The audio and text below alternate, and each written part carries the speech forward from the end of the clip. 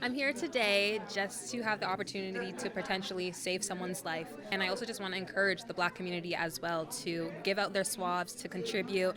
As I mentioned before, that's something so small but has a great impact. The Donor Drive for Dorothy campaign was born in 2014, a year after Dorothy Vernon Brown was diagnosed with acute myeloid leukemia, an aggressive type of blood cancer. She opted for traditional treatment, which allowed her to be in remission for 10 months, but then relapsed. My healthcare team suggested a stem cell transplant as the best option for long-term survival or cure, and I embarked on that journey.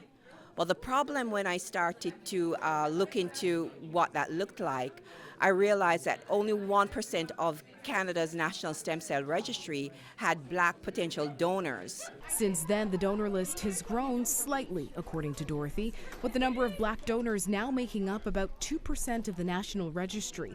But that's compared to over 66% of Caucasian donors. Experts say there's still much more work to be done, and they're putting out the call for Black youth aged 17 to 35 to join the list to help diversify the registry, as unique genetic factors influence blood type compatibility.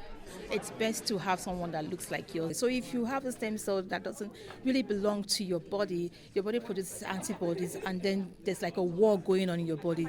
It's always best to have something that is in the most, that most matches us when we need treatments.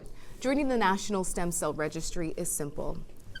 It's as easy as 1, You answer a couple questions on the Canadian Blood Services side.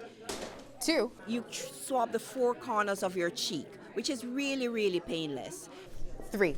If you're called, there is no invasive surgery. I think there's a lot of misnomer out there and misinformation that somehow a stem cell transplant equals a big surgery. It doesn't. It's pretty much like a blood transfusion. According to the Canadian Cancer Society, in 2024, over 23,000 Canadians will be diagnosed with blood cancer. Blood cancer also represents almost 10% of all cancer diagnoses in Canada. If me donating can help one Black person that actually needs help, why not? People need matches, and people like us, people of color, usually don't swab and they're not on the list. So if someone in my community needs a match, I'm happy to be there for them. I'm really happy to say that in March, coming this March, I will I've had the transplant 11 years. I am considered cured, not in remission, but cured. And that is the power of a stem cell transplant. For more information on how to donate, visit the Canadian Blood Services website. In Toronto, Rhianne Campbell, City News.